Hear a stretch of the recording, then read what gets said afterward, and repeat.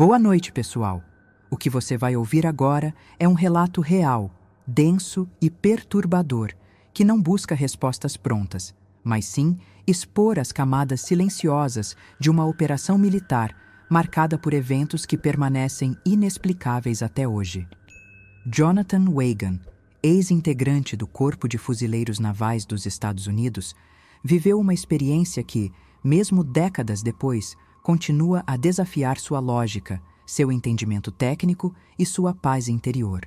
Tudo começou quando ele ingressou nas Forças Armadas em meados da década de 1990, em busca de uma carreira estável e com propósito. O que encontrou, porém, foi uma realidade que colocaria à prova não apenas sua formação militar, mas sua própria percepção do mundo ao redor. Após meses de treinamento intenso, Jonathan sofreu uma lesão grave nas costas durante um exercício físico.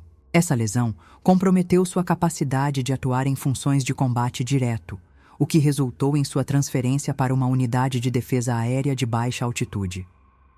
A nova função não parecia, à primeira vista, ter qualquer relação com situações de risco elevado ou eventos fora do padrão. Tratava-se de um ambiente técnico, baseado em protocolos rigorosos, onde ele foi treinado para operar sistemas móveis de defesa aérea, rastrear ameaças e manter a segurança do espaço aéreo a partir de dados objetivos de radar. Nada naquele universo sugeria espaço para especulações ou contatos com o incomum. Jonathan foi designado para operar em plataformas móveis com tecnologia avançada, capazes de identificar e neutralizar ameaças em baixa altitude. Seu cotidiano era dominado por códigos, leituras de tela, manutenção de equipamentos e constante obediência a uma cadeia de comando estrita. Ele não era um soldado aventureiro ou alguém propenso a interpretações subjetivas. Era um técnico militar, treinado para reagir apenas a dados concretos. Por isso, quando alguns sinais estranhos começaram a surgir, sua reação inicial foi de questionamento interno, seguido de uma tentativa racional de encontrar explicações plausíveis para o que estava presenciando. No ano de 1997, Jonathan e sua unidade foram deslocados para o Peru, integrando uma operação multinacional chamada Laser Strike. Oficialmente, a missão visava combater o tráfico aéreo ilegal e fornecer suporte técnico e segurança para instalações estratégicas. No início, tudo correu dentro do esperado: detecção de voos clandestinos, apoio a ações locais e uma rotina de vigilância aérea intensa. Mas algo começou a chamar a atenção de Jonathan durante seus turnos de serviço. Em momentos específicos, surgiam alvos nos radares que não se comportavam como nenhuma aeronave conhecida. Esses alvos apareciam repentinamente em altitudes muito elevadas, realizavam mudanças de direção instantâneas e desapareciam com a mesma rapidez com que surgiam. O mais impressionante era a ausência de qualquer padrão compatível com voos comerciais, militares ou mesmo experimentais. As conversas entre os operadores da Força Aérea deixavam escapar fragmentos de tensão, sempre abafados rapidamente por ordens superiores. Os registros eram recolhidos com urgência e qualquer tentativa de questionamento era desencorajada. O silêncio era a regra, e os acontecimentos estranhos passaram a fazer parte de um padrão oculto, conhecido, mas nunca explicado. Jonathan percebeu que esses episódios não eram acidentais. Sempre que um desses objetos surgia nos radares, oficiais de alta patente se apresentavam na base, interrompiam as atividades e tomavam controle da situação. Havia uma coreografia precisa de sigilo e isolamento. Os dados eram removidos, os sistemas reiniciados e a equipe técnica orientada a prosseguir sem levantar questões. Essa postura chamou a atenção de Jonathan, que começou a anotar mentalmente os horários, os padrões e a frequência dos eventos. Embora não tivesse permissão para guardar registros, sua memória detalhista armazenava cada anomalia observada. Foi no final de março daquele mesmo ano que algo diferente aconteceu. O pelotão de Jonathan recebeu um chamado de emergência para se deslocar até uma região remota da selva. As ordens eram claras, mas vagas: apoiar na recuperação de um objeto que havia caído em área de difícil acesso. Não se falava em aeronave, inimigo ou aliado, apenas a necessidade urgente de deslocamento imediato. A falta de informações e o tom direto da ordem criaram um clima de apreensão entre os militares, mas a obediência era inquestionável. Carregando apenas o necessário, eles embarcaram em veículos militares e partiram para uma missão que ninguém compreendia totalmente. A viagem por terra durou horas, com trechos tortuosos e estradas em más condições. Quando os veículos não puderam mais avançar, a tropa seguiu a pé, enfrentando terreno hostil, vegetação fechada e calor sufocante. Jonathan estava entre os responsáveis pela linha de frente, encarregado de abrir caminho, marcar trilhas e garantir a segurança dos companheiros. Cada passo exigia atenção. A selva, com seus sons abafados e umidade constante, impunha uma sensação de isolamento crescente. Quando se aproximaram do ponto indicado, o ar parecia mais denso e o silêncio ao redor se tornava cada vez mais opressivo, como se a própria natureza soubesse que algo ali não estava certo. Jonathan e 2 colegas chegaram primeiro à clareira onde, supostamente, o objeto havia caído. O que viram foi algo que nenhum treinamento poderia ter preparado. A vegetação estava destruída em um padrão incomum, com árvores partidas, folhas queimadas e um traço contínuo de devastação que indicava velocidade extrema. O impacto contra a encosta rochosa fora tão violento que pedaços de rocha estavam espalhados em volta, como se tivessem sido arrancados com brutalidade. Não havia marcas de fogo comum, mas sim sinais de calor intenso que parecia ter alterado a composição do solo em certos pontos. O objeto, que jazia parcialmente cravado na rocha, não se assemelhava a nada conhecido por Jonathan. Tinha formato ovoide, alongado, sem asas, sem rotores, sem qualquer parte móvel aparente. A superfície parecia metálica, mas não havia juntas, rebites ou separações visíveis. O conjunto era liso, contínuo, como se tivesse sido moldado em uma única peça. Jonathan aproximou-se devagar, com cautela, observando cada detalhe e tentando encontrar alguma referência. Mas quanto mais se aproximava, mais sua mente recusava qualquer comparação. A estrutura parecia não pertencer ao mesmo mundo das máquinas que ele conhecia.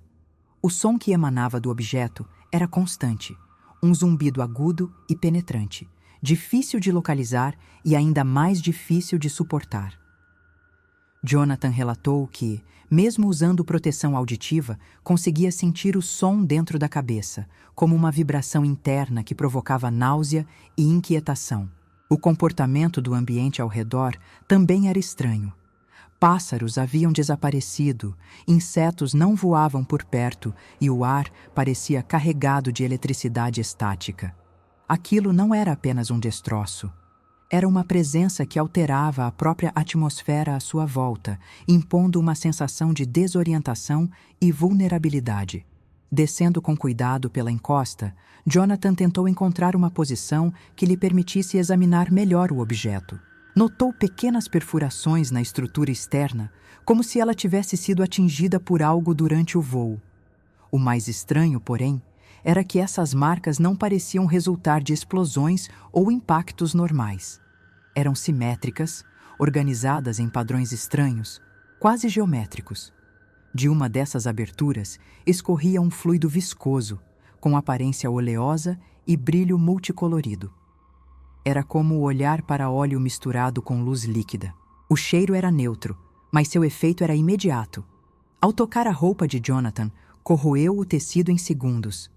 O fluido também atingiu a pele de Jonathan e ele percebeu, com certo espanto, que os pelos da região começaram a cair imediatamente, sem causar dor. Era como se algo tivesse desativado temporariamente a função biológica daquela área. O contato visual com a substância também provocava um desconforto estranho, quase como se a mente lutasse para processar suas cores mutantes. Ao tentar limpar o local com um pano seco, o tecido também se desfez. Aquilo não era um combustível, nem um óleo técnico. Era algo completamente fora das categorias conhecidas, com propriedades físicas que desafiavam sua compreensão. O que mais perturbou Jonathan, porém, não foi o som, o líquido ou a estrutura. Foi a percepção de que, apesar do tamanho aproximado de 30 metros, o objeto não projetava sombra sob o sol intenso. Mesmo em um ambiente iluminado naturalmente, ele parecia absorver ou distorcer a luz, criando uma espécie de distorção visual que dificultava a percepção de profundidade e contorno. O olho humano, acostumado a identificar formas com base em luz e sombra, simplesmente falhava em definir os limites daquele objeto. Era como se a própria estrutura negasse a presença de luz, como se estivesse deslocada da realidade ao redor. A superfície parecia estar ali, diante dos olhos, mas ao mesmo tempo deslizava no campo de visão, como se recusasse a ser fixada com clareza. Jonathan teve a impressão de que, quanto mais tentava observar os detalhes, mais sua mente se confundia, como se estivesse tentando focar algo que não pertencia plenamente ao espaço em que estava inserido. Era como olhar para um reflexo distorcido da realidade. Nada daquilo se encaixava em qualquer parâmetro técnico ou treinamento que ele já tivesse recebido. Foi nesse momento que, ao escalar um pouco mais a encosta, avistou uma abertura discreta na parte superior do objeto, semelhante a uma cabine.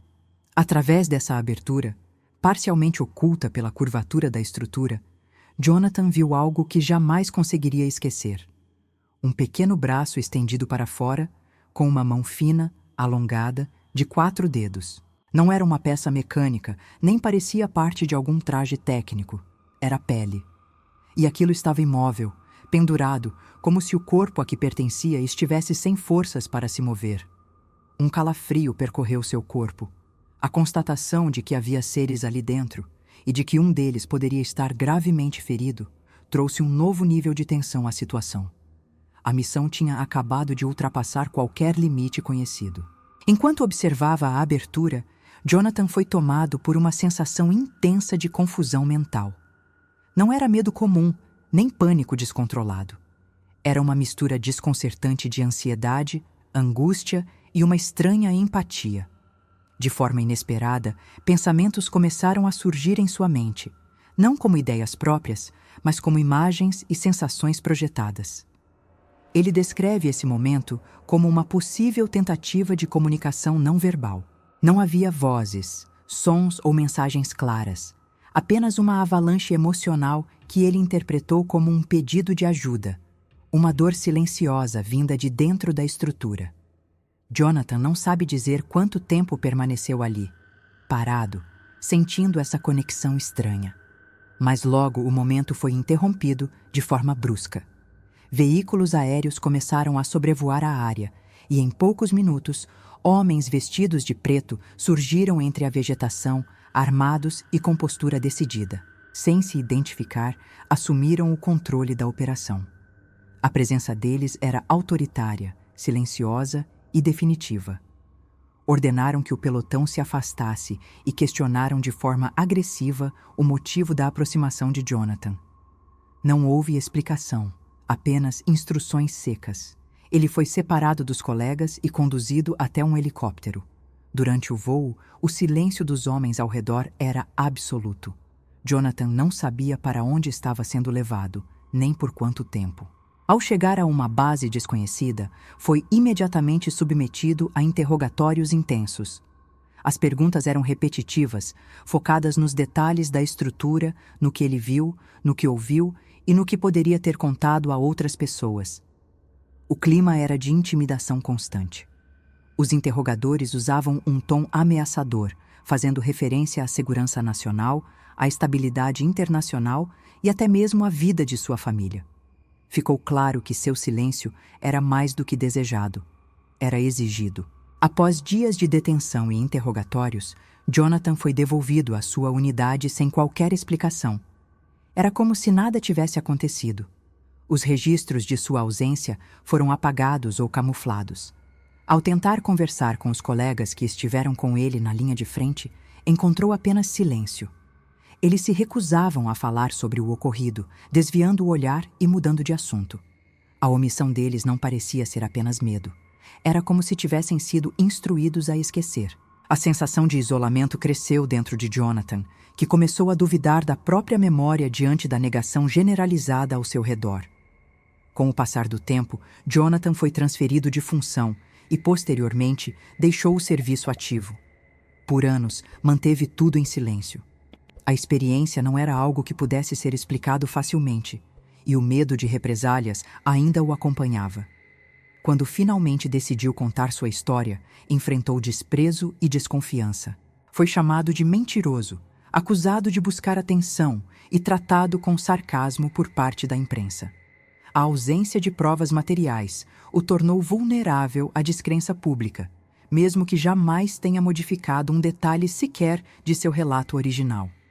Décadas se passaram e Jonathan seguiu sua vida de forma discreta. Evitou câmeras, redes sociais e entrevistas. Trabalhou em funções simples, longe dos holofotes, tentando retomar algum senso de normalidade. Ainda assim, o peso do que presenciou jamais o deixou. Em conversas raras, confidenciava que, às vezes, sentia que ainda havia algo ligado dentro de sua mente, como se aquele momento ao lado da estrutura tivesse deixado marcas que nenhum exame seria capaz de identificar. Não se tratava de trauma no sentido clínico. Era algo mais sutil, como se uma conexão jamais tivesse sido totalmente rompida. O caso de Jonathan ganhou espaço entre pesquisadores independentes e estudiosos de fenômenos não identificados, justamente por sua consistência e ausência de exageros. Ele nunca alegou ter respostas, nunca buscou notoriedade. Sempre deixou claro que não sabe o que era aquele objeto, quem eram os seres em seu interior ou qual era sua origem. Tudo o que tem é sua memória, suas percepções e o impacto duradouro que tudo isso causou em sua vida. Para muitos, isso não basta, mas para outros, é precisamente essa honestidade crua que dá peso ao seu testemunho. Hoje, Jonathan vive longe dos centros urbanos, evitando aparições públicas e mantendo rotina reservada. Ele diz que não teme mais as ameaças de antes, mas também não sente necessidade de reabrir feridas. O que viu, o que sentiu e o que viveu continuam presentes, silenciosos, como um eco persistente de algo que jamais deveria ter sido presenciado. Sua história não oferece respostas fáceis, mas expõe um fato inegável. Há ocorrências sendo mantidas fora do alcance do público, protegidas por camadas de segredo que não existem por acaso. E o que está por trás delas talvez seja muito maior do que conseguimos compreender.